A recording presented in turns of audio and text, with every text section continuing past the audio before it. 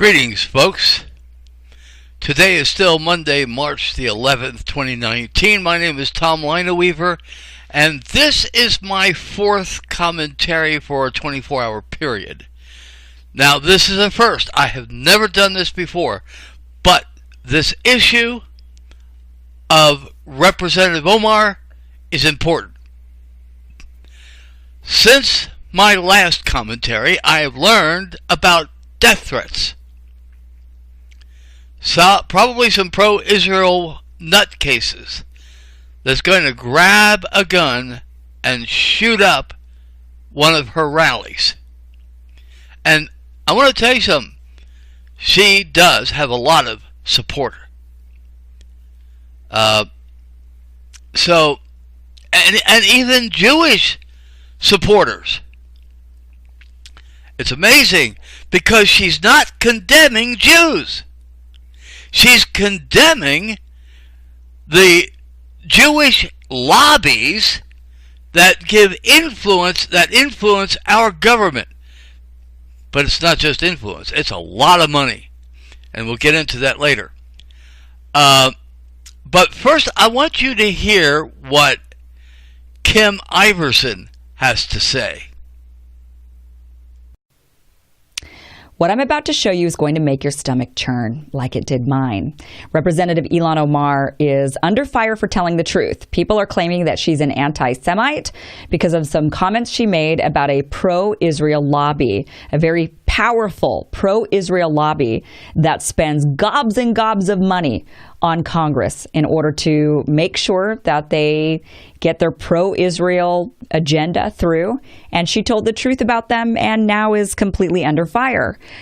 So what happened was Representative Kevin McCarthy, he basically threatened congressional action against Ilhan Omar and Rashida Tlaib for criticism of Israel. When Ilhan Omar saw this and heard about what Representative Kevin McCarthy was saying, she tweeted a response quoting Puff Daddy, saying, "It's all about the Benjamins, baby." Then the editor at The Forward, which is a Jewish publication, asked Omar who she was referring to as who she was insinuating was paying off these Republican congresspeople. And she responded, AIPAC, which is the American Israel Public Affairs Committee, which is the United States' most prominent pro-Israel lobby. Since then, she is being completely drug around. People are saying that she's an anti-Semite, that these comments are unacceptable. All she did was say, "You're bought by this pro-Israel lobby," and when asked who was paying, all she said was AIPAC, and this is somehow anti-Semitic. I am not connecting the dots here. I don't understand how calling out a large lobbying group is somehow anti-Semitic. This makes absolutely no sense to me. This is similar to saying the reason why we won't go hard against Saudi Arabia is because they buy a lot of weapons from us. It's all about the Benjamins, baby. Is that now somehow anti-Muslim to say that? To say, well, you're only pro-Saudi Arabia because they're buying weapons from us and you want the money? Is that pro-Muslim? I mean, anti-Muslim? So I don't really understand how saying this organization, which is spending a lot of money in a variety of dark ways to influence Congress, I don't understand how that is somehow anti-Semitic. And she's now being called out. Nancy Pelosi, Steny Hoyer, many Democrats are calling her out. Many Republicans are calling her out. She's since had to come out and apologize. She's saying, I'm sorry for my, what I guess seemed to be insensitive anti-Semitic comments. People on Twitter are dragging her around. I mean, this is just absurd for calling out a lobbying group. And it gets worse. There was actually a documentary series that was done by Al Jazeera. This was actually done in 2016. It was finished in 2017. They were unable to actually publish it. It ended up being censored by Qatar, which is the gas-rich Gulf Emirate that funds Al Jazeera. They actually came under intense Israel lobbying pressure, so they did not release the film. But the Electronic Intifada actually got a hold of the film and release this 4-part documentary series. And you have to watch it. It will make your stomach churn. What I did was I took clips from the series and I condensed it down into a 4-minute piece. So I'm going to show the 4-minute kind of clips that I compiled for you. And this kind of gives you an idea of what Ilhan Omar was talking about. Here it is. To get elected in the American political system, you need lots of money. What AIPAC does is it makes sure that money is funneled your way if you're seen as pro-Israel, and it'll go to significant lengths to make sure that you stay in office if you continue to be staunchly pro-Israel. And on behalf of Congress, thank you for sending a clear and unequivocal message to the world that the United States stands with Israel now, tomorrow, and always. I reject the BDS movement, whether it be on campuses in France and London or right here in the United States of America. May God bless Israel. May God bless the United States of America. May God bless you all. Thank you so much. Thank you. If you get AIPAC support, then more often than not, you're going to win. Congressmen and senators don't do anything unless you pressure them. They kick the can down the road unless you pressure them. And the only way to do that is with money. Right now, our current contribution limit from any person to a candidate is $2,700. Now, that's a lot of money, you know, and that can certainly buy some gratitude with the lawmaker.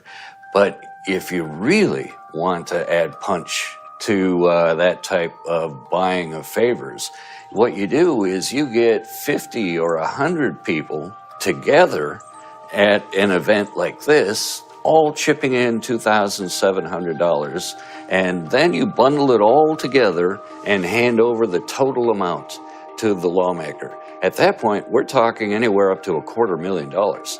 So suddenly you've got a group of people with the same demand they want from the lawmaker handing over $250,000.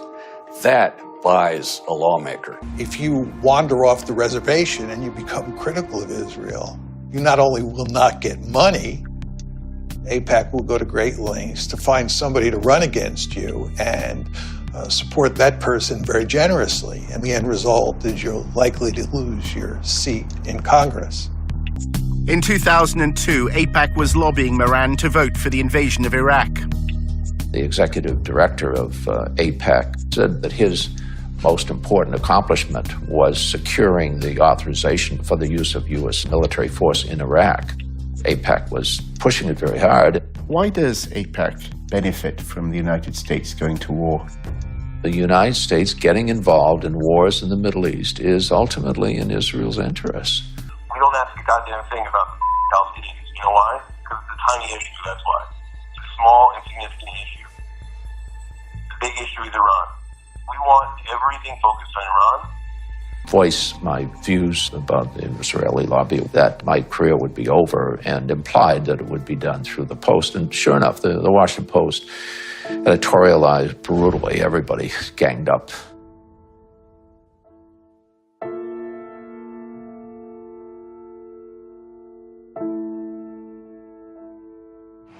So what are the main outlets that TIP work with? Washington Post is the biggest one.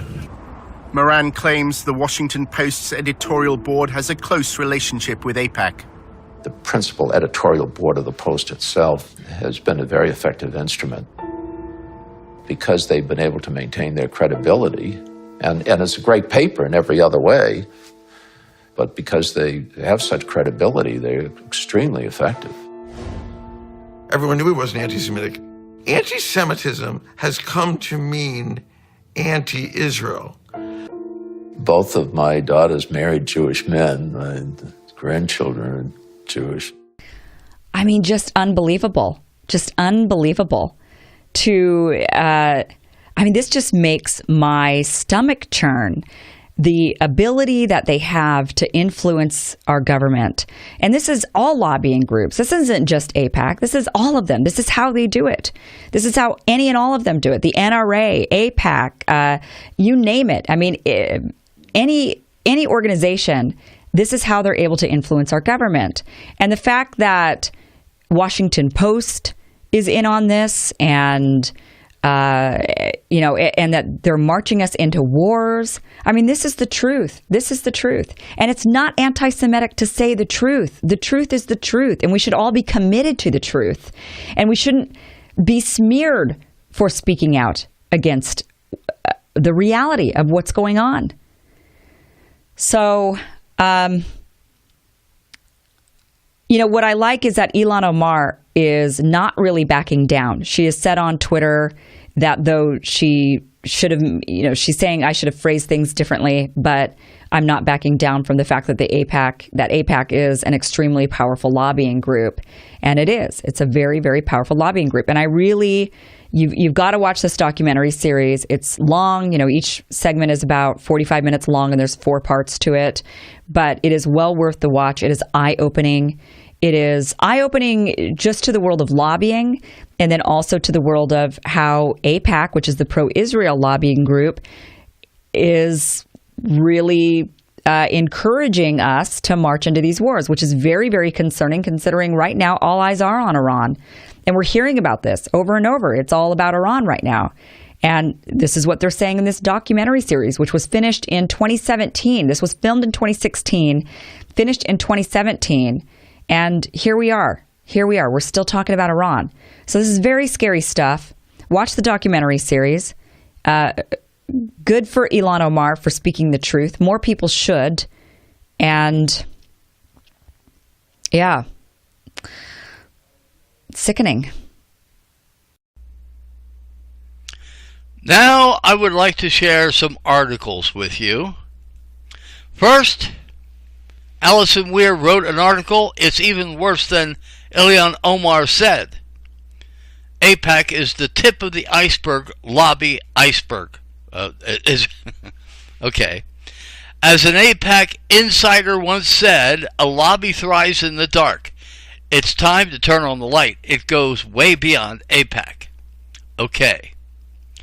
Now, let's see. I'm going to read some of the article to you, and of course, all the articles that I'm going to put a bunch of articles to support the idea that it's worse.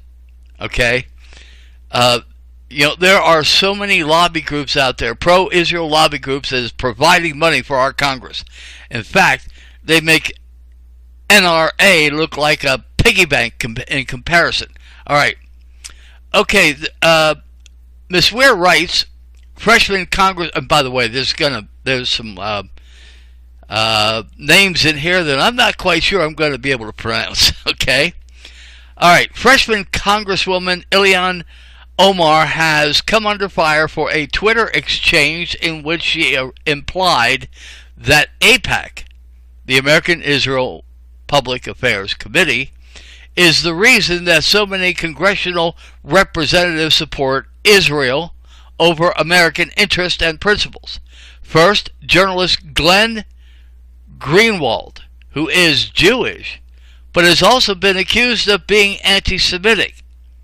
He tweeted this: GOP leader Kevin McCarthy threatens punishment for Ilhan Omar and Rashida, last name I can't pronounce, it's Tlaib, over their criticisms of Israel. It's stunning how much time U.S. political leaders spend defending a foreign nation, even if it means attacking free speech rights of the Americans. Okay.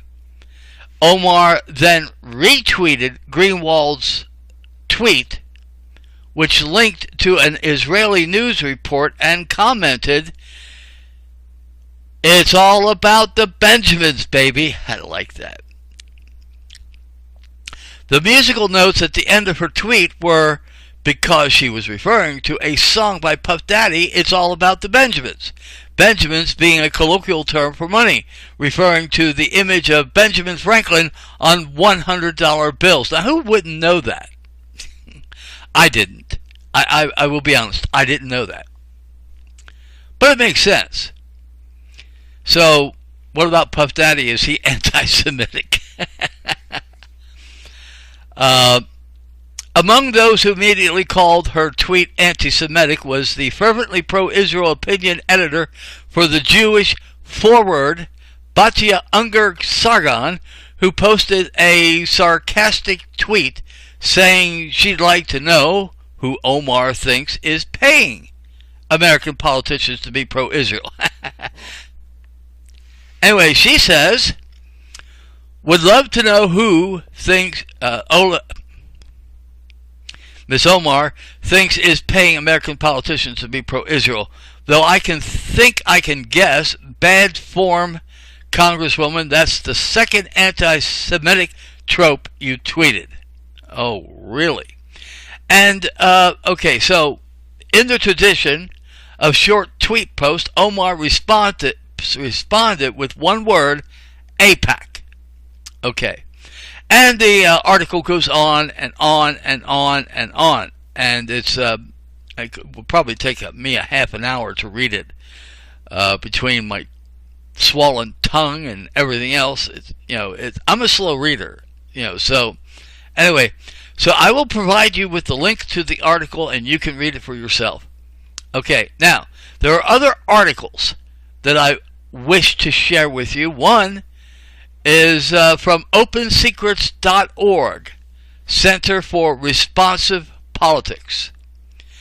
We're talking about pro-Israel, and there's a list of stuff in here, pro-Israel background lobbying, money to Congress, so you can look this up and you can see everything that's pro-Israel in the United States.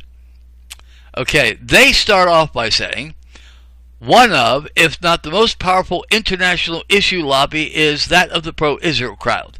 Well-financed and politically powerful, the pro-Israel lobby is a major force on American foreign affairs that looks to continue America's military and fiscal support of the Jewish nation state. The lobby has had recent policy success, with the Trump administration moving the U.S. Embassy in Israel from the internationally recognized capital of Tel Aviv to Jerusalem, a move long advocated by some of the pro-Israel lobby. Notably, however, J Street is one of the larger pro-Israel groups opposed to the move. The administration is very friendly with the Israeli Prime Minister Benjamin Netanyahu and has taken a hard line on Israel peace talks, barely talking to the Palestinians and ending all foreign aid to the West Bank and Gaza. Even with the policy victories coming under a Republican president, the lobby still remains staunch Democratic contributors, giving more than $14.8 million in the 2018 midterm elections to Democrats. This marked their third biggest cycle ever and their biggest non-presidential cycle. And I'll give you the link so you can look at that. Also, we have pro-Israel money to Congress. It shows that, let's see, in the, which election are we talking about here? Anyway, Democrats received $3,192,561. Average contribution is $21,283. Republicans, by the way, it was 150 Democrats that got this money. Under the Republicans, 119 Republicans received $3,018,346. Average contribution is $25,368. Independents received nothing. Thank you, independents. Anyway, a total is 269 members of Congress.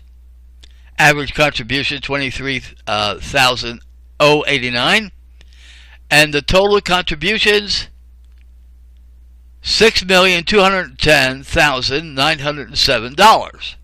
Okay, That was just for House members, and there's one for Senate members. And of course, I will give you the link so you can check it out. Also, we have a link here, pro-Israel top recipients, top 20 senators. The number one senator, Robert Menendez, Democrat of New Jersey. Sherrod Brown, Democrat of Ohio. Bill Nelson, Democrat of Florida.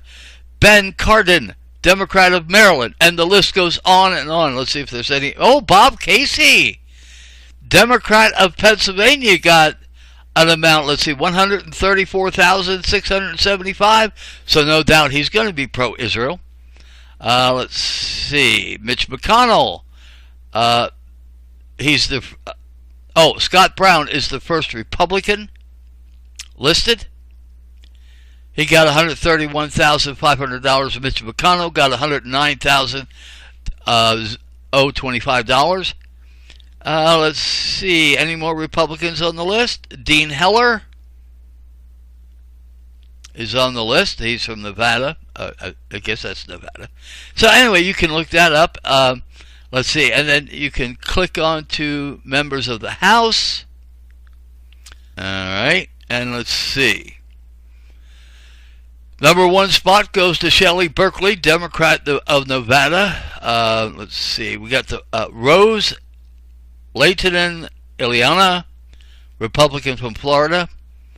And the list goes on and on. How many of these congressmen are getting gobs? Oh my goodness, this goes back to John Boehner times. Okay, so this is probably not current. Oh, I see. It was 2012. Now let's see if we can go to 2018.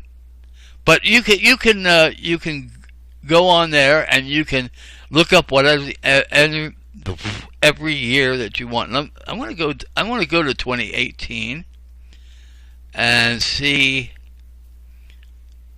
who is top senator in 2018. Robert Menendez, still. Ted Cruz. Ted Cruz is the first Republican. Let's see. I don't see Chuck Schumer anywhere on this list. I may be wrong about Chuck, although I don't think I am. But we'll see. We'll see about that. Okay, so I'll give you the links to that, and the links to the article, and the link to what Kim Iverson had to say. All right. So, yes, it is worse. It is worse than what Ilhan Omar has been saying. AIPAC is not the only one. In fact, AIPAC is probably way down on the list of giving money to congressmen. The number one Israeli lobby to give the most money to Congress is J Street PAC. And you can look that up in this, and this was top contributors for 2017-2018. We have a Republican-Jewish collision. We've got a Republican-Jewish coalition. Okay? We have a Joint Action Committee on Public Affairs, Florida Congressional Committee, National Action Committee, and on. Friends of Israel. Let's see. To protect our heritage. I mean, there's a whole bunch of these things, a whole bunch of these organizations and groups that are giving Israeli money, paying off our Congress to be pro-Israel. So, Ilhan Omar is telling the truth as far as she goes. But she only talks about AIPAC. There's more to it. And I think you'll find that these pro-Israel lobbies all together are the biggest lobby in our country, controlling our government. But not only that, they control the media. They control just about every part of our everything. They control conservative talkers like Rush Limbaugh and Sean Hannity, because they don't tell the truth either. So, folks, why are we going to support the murder, the assassination of a Muslim woman who's telling the truth about our government and their relationship to Israel? I mean, come on. Let's face it. I said this again. What about Russia? What Russia is accused of doing is minuscule compared to what Israel has been doing. And I tell you what. Why is Israel getting away with this? You know, they have murdered American people. They have murdered American people. June 8th, 1967, USS Liberty. Rachel Corrie, that was what, March the 16th of 2003. They may have murdered 3,000 people on September 11th, 2001. And yet, we support these bastards. I'm sorry, I'm getting angry again. We support them with money. We support them with everything. We've built up their military just so they can murder Palestinians. Just so they can go to war against Egypt and anybody else that doesn't support the Israeli way. I mean, it is Israel that wants us to go to war with Iran. They wanted us to go to war with Iraq. We did, and we got rid of Saddam Hussein. But now they want us to go to Iran. If we go to war with Iran, the only benefit, we're not going to get a benefit from it because they're not doing anything against us. The only benefit will go to Israel. I don't know about you, but I am sick and tired of the United States military being a military arm of Israel. But the fact is, it's happening. Our military is fighting wars to benefit Israel, not benefit the United States. And that's the truth, folks. And if you don't believe me, here's what I want you to do. I want you to go to Google and look up something called the Greater Israel Project. All right? Look that up. If you don't believe me, just look it up. Look up what that is and look at the land mass that they want. Isn't it interesting that the United States is in military, has a military presence in that whole area?